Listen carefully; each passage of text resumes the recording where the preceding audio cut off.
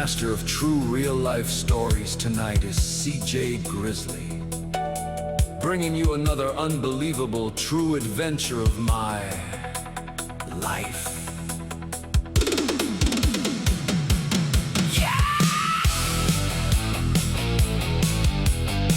You got that right. I'm going nationwide! This really happened in the 80s. There was an undisputed world boxing champion belt up for grabs. The ex-champ was coming out of retirement, so he could win $1.2 million and secure his retirement. He hired me from a friend of a friend. Let me explain the scene. Let me roll it out for you. You're ready! You're ready. I'm going to the undisputed world championship title fight. And I'm going first class, all expenses paid. This really happened back in the 80s. You won't believe this. Come on and see. Was it all a dream? No, it really happened to me. Unbelievable dream trip. Looking back, it all seems surreal. But we made the deal.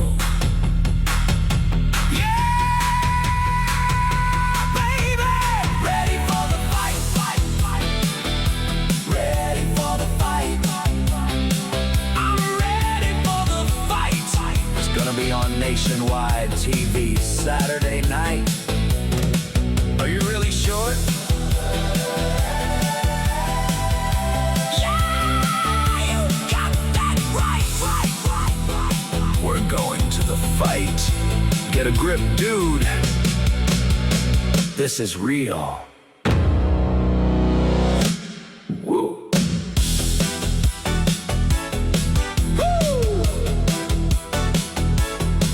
Twists and turns are everywhere in this one.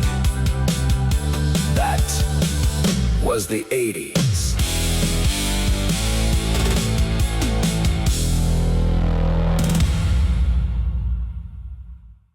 Hey guys, CJ Grizzly coming to you here with another real life episode of CJ Grizzly's Real Life Stories and Adventures. This story is set back in the mid 80s. I think it was 1986. I was 23 years old. So let me set the table for you on this. Well, guys, back then, in 86, okay, I quit high school when I was 16. And by the time this story here rolls around, I was 23. So, I'd already been out of school for 7 years when I was 23. My brother and I and another friend, we got us a really nice ritzy apartment when we were 16, and we lived there for 3 or 4 years, and then I moved back to the country, and then I moved not all the way back into the city, but sort of about halfway between the country and the city, which was sort of, in the neighborhood, housing development, nice neighborhood and all that stuff. I already had started my own contracting business and everything like that. And, back then, we didn't have MMA fighting. We didn't, I guess when I was about 13 years old, 13 to 14, something like that. Up till then, everybody watched the wrestling. Everybody was a wrestling fan. And then we got a little bit older, then we all converted, once we finally figured out that wrestling was just a, big put on show. And we didn't like the fakeness of it, so we moved over and we started watching boxing. So, we had the main sports, which was football, basketball, baseball, and boxing. And so those were the 4 sports that, I guess there was tennis and bowling and a few track and field and a few other things, that people did have interest in. So anyways, boxing was the thing, everybody back then, was into boxing. I was, hitting the bar scene and the club scene, and, we had all these, 20, 21, 22, 23, up to 28-year-old guys in my circle, and everybody followed boxing, world championship boxing. We had the Mike Tyson, we had all these great boxers back then. So we were all huge boxing fans. We knew all the fighters, we knew who the trainers were, and, all this stuff, right? We were boxing fans. If you remember the time back then, they had the pay-per-view events on HBO and all this stuff with the Mike Tyson boxing matches and all this stuff. And we were, every time they came out, we would order it. We'd have a little party or a big party, and everybody would come over, or we'd go to somebody else's party and watch the fight, right? It was a big deal. So, anyway, I was 23, I was living at a house. I think it was my first house that I bought. No, wait a minute. I was trying to remember. I can't remember if it's the big house that me and a couple of buddies rented that was more way out in the country, or the one that was more toward the city that I rented by myself. And then eventually my girlfriend moved in. Bad move. I can't remember, man. It's been so long ago, guys. 40 years ago, right? So I only remember the best details. So it just so happens I got met up with this guy. I don't remember if it was on one of my jobs or a friend of a friend, or somehow, anyway, I met this guy. We were just sitting there talking, getting high, just me and him. And then he's like, hey man, do you know anybody that has, does photography or does any video work? The camcorders had basically just came out back then, the big handheld ones, right? Or you could put them on a tripod. And then the cameras were all film cameras, the professional ones. And then there was some digital cameras, but the quality wasn't that good. And that's why everybody was still sticking with the 35 millimeter Pentax and Canon cameras, right? And the guy says, do you know anybody that's into that? And I said, well, I'm into it. And I had several professional cameras. I had a couple of camcorders and this, that, and the other. And I was a huge boxing fan. Of course, he already knew that. And he's like, you are? And I was like, yeah. And he said, well, I'll tell you what, how would you like to make some money going to film and record on videotape a world championship boxing match? And I was like, what? He's like, yeah. He's like, I'll give you $800 to go. It's down in Texas, and we're going to have to take 2 airplanes down there and all this, that, and the other, and, all the hotels and everything. And he said, everything's paid for. The flights, the food, the drinks, the limos, everything. You won't even have to bring $1 with you. Everything you do will be paid for. And then when we're done and you deliver the video and the pictures after you have them processed, then we'll give you the $800. And I was like, what? Is this what? Are you crazy? So he told me who the boxer was, the former world champion, undisputed world champion in that weight class. He told me who he was, and I knew who the guy was, but I'd never met him or nothing. And he says, yeah, that's one of my good friends. And he invited me to go down and, come see him fight for the world championship belt, right? And I'm going. And I was like, oh, right, man, this is what? A big time boxing fan like me. So he's like, yeah, this is for the undisputed world title, right? And big time. It was going to be at this big arena down in Texas. And, I was just floored. Can I fully trust this guy? So I was skeptical about going. I was like, well, what if something happens? What if I get down here in Texas and somehow get kidnapped or marauded or whatever down here, and, I'm going to be stuck in Texas? So I was really sort of shaky about accepting the offer.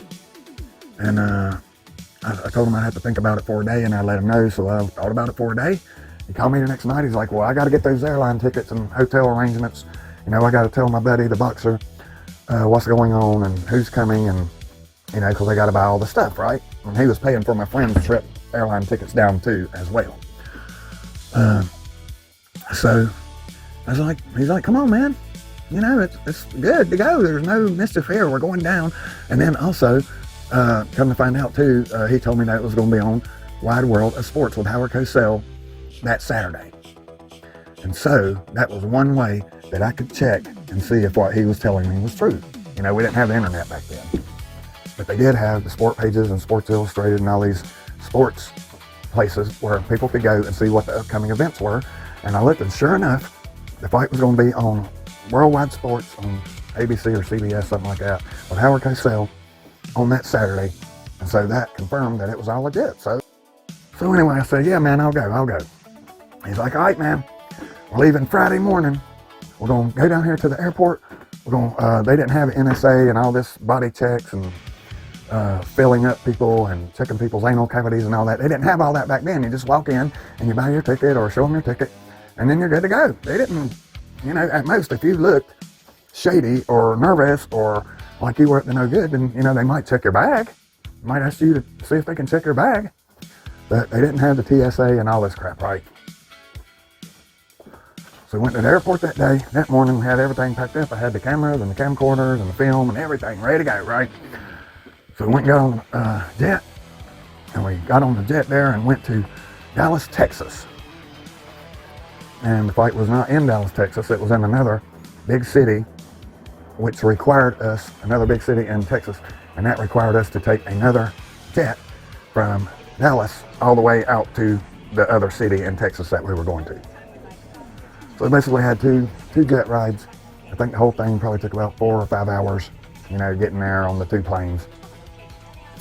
So we got to the hotel room, and you know, like I said, everything was paid for, you know, in advance. So you know, me and dude had separate suites in the hotel. So we went to our suites, and we were sort of jet lagged out. So I think we might have smoked a joint in his suite, and then I went to my suite, and then I think he said he was going to take a nap too or whatever. So that's what I did, and then I got up and took a shower, and then we were going to go meet the previous world champion boxer and his family and his entourage and his buddies, his network of buddies that, you know, ran with him, promoters and boxing trainers and all this stuff. And so we were going to go meet them at dinner that night. They had a room rented out in a fancy restaurant there, so we all went and met everybody, and we ate dinner and drank a few drinks. And, you know, the boxer, of course, he ate his preferred training meal, and he didn't drink or anything like that, you know, drinking water and all this stuff, right? You know, because he had to be ready for that fight tomorrow. So we did that, and that was a great time. And I even met some world-class championship boxing trainers that you would know the names of for sure right off the bat. In fact, one of them has trained many heavyweight boxing champions. So we went and met all those people, and then him and his entourage, all his people left. Then we left. Then, well, me and my buddy, the famous boxing trainer, and a couple of other people, friends of the boxer that my friend also knew, because they all went to high school together. So anyway, we all left, and they had us a stretch limo rented out that they paid for, and they basically took us to several high-end fancy nightclubs, bars, all this stuff, and we partied hardy till probably about 2:30 in the morning. And then everybody left and went back to the hotel. And so me and my friend, I think we might have blazed another joint or something like that. And then I left his suite, went to my suite, and then I started going through all the recording cameras and camcorders and charging batteries and doing everything, getting all that stuff ready to go for the next morning. So the next day, we got up that morning. His boxing buddy came by along with a couple other friends that he went to high school with, those guys I was telling you about. And I guess that was probably about 8:30 in the morning. I think he had already been out running and everything else, you know, getting ready for the fight at 3:30 later this afternoon. And so, you know, they came by and he's like, come on, let's go down here. We're going to get some breakfast down here in the hotel restaurant here. So we went down there and we ate the breakfast and all that stuff. And then they left. And then we went and blazed another joint, me and my buddy. Just double checked everything to make sure everything was ready for the fight. Well, the fight was at 3:30, so we got over there probably around 2:30, maybe something like that. There was 3 fights before the main event.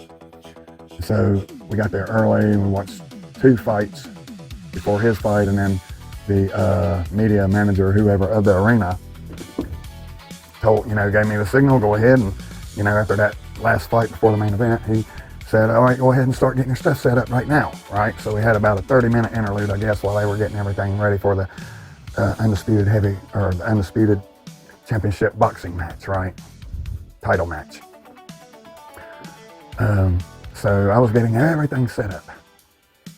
And then, I was watching the clock and everything was coming quick, the time for the fight to start was coming quick, seemed like. And I was a nervous wreck. I'd never done this stuff before. I mean, yeah, I went out done photography and shot videos and all this stuff, but I'd never been. They had me stationed right down there at the ring. I had my 2 video cameras set up. I don't know, it was probably about 12 feet from the ring. Well, maybe 15. And then I could even go within 3 feet to the edge of the ring and take pictures.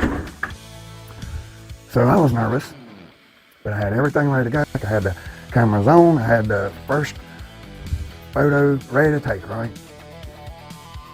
And then comes on this, over the loudspeaker comes on this voice that you'll all recognize if you've ever been into boxing. And it goes like this. Let's get ready to rumble.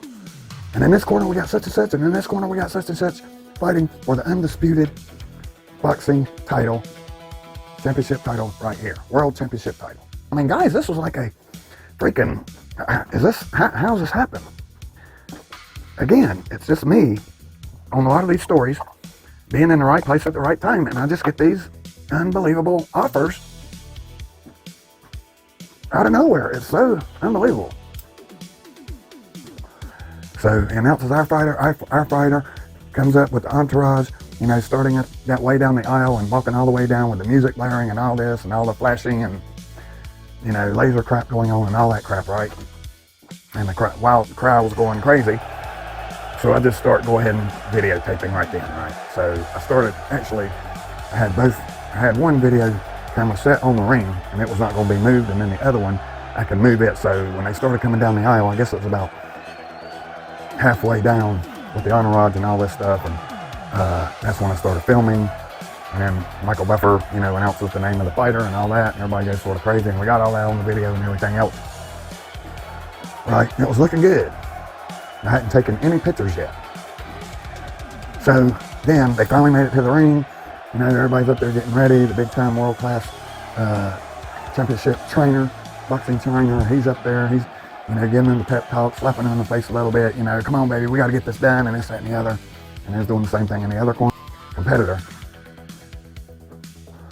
And the championship title belt, the world championship title belt, had been vacated by the previous champion, because when you're a boxing champion, then you got all these rules that you have to abide by, and you have to promote the sport and the network and all this stuff, and you gotta, you know, keep it legit, be clean and above board, and, you know, this is your business. You're making a lot of money from boxing. Let's be business-like, right? So anyway, for whatever reason, the guy couldn't keep up his commitments tied to the world championship title, and so he had to vacate the title. So the title was up for grabs, and we had my new friend, the previous world champion, undisputed world champion, going against this other guy for the undisputed world championship title. And of course, this was on live nationwide TV now, because it was on Worldwide World of Sports with Howard Cosell, and they broke in and they were saying, yeah, we're on Wide World of Sports now.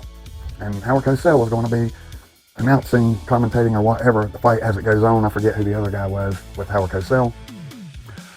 And so everything was like just unreal, guys, unreal. And I'm sure I was probably, millions of people seen me there down near the ring with me and my cameras getting ready to start filming the fight and all this stuff. And there was a couple more, but there really wasn't that many. I guess the professionals had the, you know, high resolution zoom in cameras, so they were probably not near the front. They were probably, you know, midways back or something, but they could get better shots than me because they had, you know, the $6,000 camera, right? So everything was a go. We was on live national TV. We was rooting for our boy to win. Everything was good. The referee, I can't remember who was the referee. I was trying to think of his name. This was been 40 years ago, guys. Man, I could not think of his name. He was like one of the few guys that you always seen doing the World Championship fights. I cannot remember his name for anything right now. But it was him. So he called both opponents to the middle of the ring. You know how they always do. He grabs their hands and just sort of makes sure the gloves are tight or whatever, and this, that, and the other. He does both boxers like this. He grabs each one arm of each one of them, and he says, hey, this is going to be a clean fight. We're not going to have any low blows. We're not going to have anything under the belt. We're not going to have any headbutting. We're not going to have any spitting. We're not going to have any of that crap. If I see that going on, I'm going to deduct you a point off your score here. Just basically goes over the rules, and he asks each fighter, do you understand? Do you agree? And they say, yeah. And they got their gloves up. And the other one says, yeah. And he says, go back to your corner and wait for the bell. So the whole crowd's hyped up. The music's going on, the lasers, all this stuff, right? All the lights and all this crap, man. Yeah, big time, right? A world title championship match. Right there in the middle of it. Some guy that just dreamed about being in the boxing world, that just, was in the boxing, gets this. I mean, it was almost like, what's that place called? Make-A-Wish Foundation or something, where these sick kids with cancer or whatever, they make a wish, and then the Make-A-Wish Foundation sets them up to make this dream come true. That's what I felt like right there. I'm like, dude, look, this is a dream come true. So, anyway, the bell goes off. So the camera throws up, guys, and I'm freaking out. We're about a minute, before you know it, I'm looking at my camera and everything, we're about a minute in. And, I'm doing the little switch on the camera where you can advance the film to the next photo, right? So I'm trying to do that, and it won't do nothing, and it's jammed. So then I'm like, well, I gotta get another roll of film in here. So by the time I break it all down, with the crowd cheering and roaring and all this excitement going on, I'm sort of a little bit befuddled because, I'm an amateur photographer. And so by the time I get the film out and get the new film in, a minute and a half later, I think it was about 2 minutes and 30 seconds, our guy, the referee, stopped the fight. I think he should have stopped it sooner. The guy was just getting rolled. And so, the fight was over. Here I got a camera, I can't even get working here. Basically only got a few pictures at the very beginning, right? Which there wasn't much action, as soon as all the action started, then the camera froze up, jammed or whatever. So I was feeling like a fool. I was feeling bad for my friend because he got knocked out in the first round in 2 minutes and 30 seconds or something like that. So it was disheartening. So anyway, yeah, after the fight was over, we all went back to the locker room and all that, and the champ, I might have forgot to tell you guys, he was still a champion in his other weight class. But he held this title too simultaneously with the other one before. And then he lost it, and I guess, after 7 years, it might have passed hands a couple of times. And then he re-challenged for it again anyway. So he was still a champion anyway, even though he lost that fight. So, and that was another weight class. He was like 2 weight classes up anyway. So went back there and talked to him, gave our condolences and stuff like that about the fight. And, hey, it's over. Better days are ahead, right? We got to have a positive attitude. And so I was going to give him the videotapes and the pictures of the film before I went. And he said, no, just take that back with you. And then when I get back home, I'll come see your buddy there, and he will give me the tapes and the film. So he was like, okay, no problem, right? So when we got ready to leave, we went to the airport and all that stuff. We had all the stuff packed. I had the tapes packed in my luggage. And then, we had to take 2 flights. So we got off that flight, and then we got on another one, and then we got off that back home. And then we got our luggage, and then we went back to the guy's house where my car was. So we wouldn't both have to ride to the airport, independently. So, when we got back, we was going to get in the luggage. We was going to watch the fight, the tape that I recorded. So we opened the luggage up, and the tapes were gone. Unbelievable. So anyway, the guy came, the boxer, the champ, he came back over at his house. The champ, he came over to my friend's house, and my friend told him what happened. And he was like, no, ain't no sweat. And plus, when we left, where the fight was talking to the boxer, and he went ahead and paid me the money then. He said, no, go ahead and take it, and I'll just get the tapes and the film when I get back home.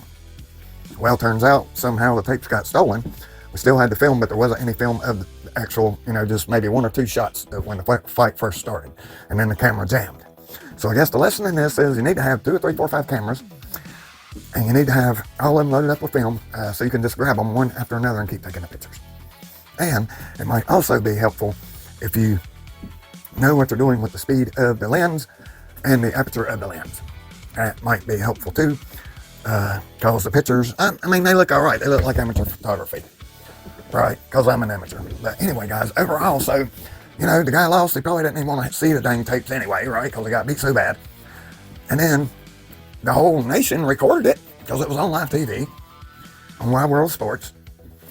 So he had plenty of copies and access to, all his buddies at home were taping it on the VCR. So, I mean, he was like, you know, no problem. He said, I believe you, no problem. That's unfortunate, but, you know, it's not going to make my life any better having the tapes. I was like, well, man, I feel bad because, you know, that I was paid to do a job and I didn't pull through for you. And he goes, well, I didn't pull through too good either. And I was like, he was like, I insist that you take the money, or keep the money. He had already paid me. He said, I insist that you keep the money and don't worry about it. I'll write it off on my taxes as a business expense. Of course, well, you know, that's what you do in business, right? So it was a great trip, man. It was just, gosh, it seems like it just, like, I don't know. I didn't even really get the significance of it when I did it. I mean, I guess I sort of got a little bit of a big head, you know, telling my friends about this and stuff back then and all that, you know, but I haven't talked about it in a long time, probably 20, 30 years. But it really happened to me, guys. I went from minding my own business to, you know, chilling out with a friend.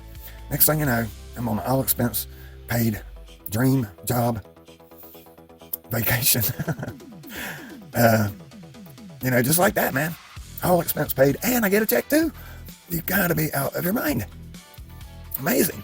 So, the more people you know, the more opportunities you're gonna get. So, you know, boxing was good to him. He made a lot of money. There's no question about it. I mean, if you're paying Kevin Rooney to be your trainer, you're making some damn money, okay? Just ask Mike Tyson. Because that was his trainer as well at the same time. Maybe 2 years after this fight that he fought another fight, and I think he got knocked out even worse. But he got another fight to do after that, 2 more fights. And I think he lost both of those, I'm not sure. So, you know, he just made probably at least $500,000 just because of his name and reputation of what he had done previously in his life. And that was worth a lot. See, guys, you got that. There you go, right there. Your reputation can precede you. Your reputation can get you a lot of opportunities if you got the right reputation. All right, guys, well, there it is. The unbelievable life story of CJ Grizzley going to the World Title Championship boxing match back in 1985, 86, somewhere in there. I'm not even sure. But it was a blast.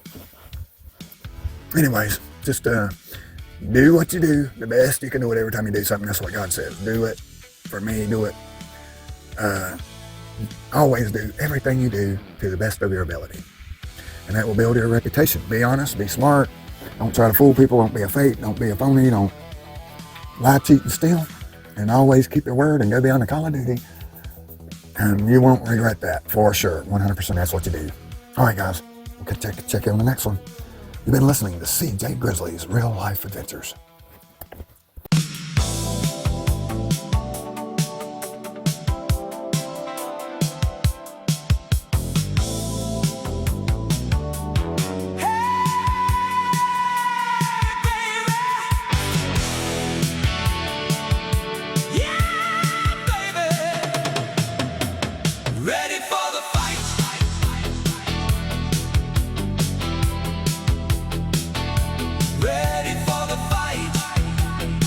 I'm ready for the fight. CJ Grizzley coming to you again tonight. Gonna tell this amazing story, alright. Back in the 80s it was out of sight. I'm gonna be on Wide World of Sports tonight. Are you sure? You got that right.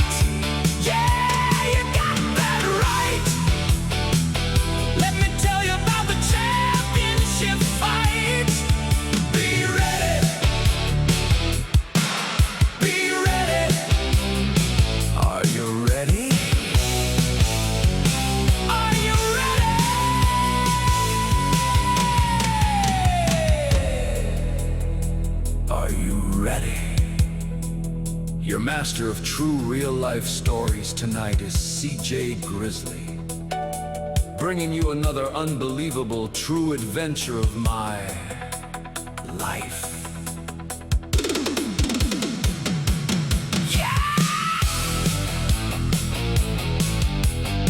You got that right. I'm going nation! This really happened in the 80s. There was an undisputed world boxing champion belt up for grabs. The ex-champ was coming out of retirement, so he could win $1.2 million and secure his retirement. He hired me from a friend of a friend. Let me explain the scene. Let me roll it out for you.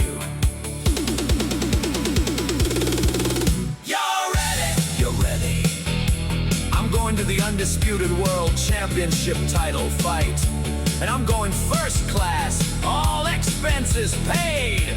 This really happened back in the 80s. You won't believe this, come on and see. Was it all a dream? No, it really happened to me.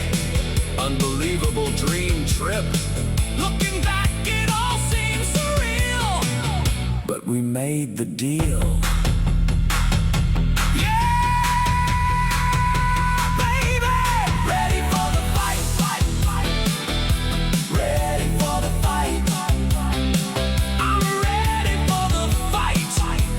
On nationwide TV Saturday night. Are you really sure? Yeah, you got that right. We're going to the fight. Get a grip, dude. This is real.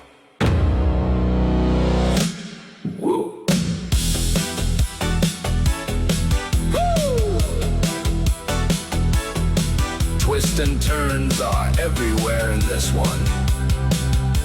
That was the 80s.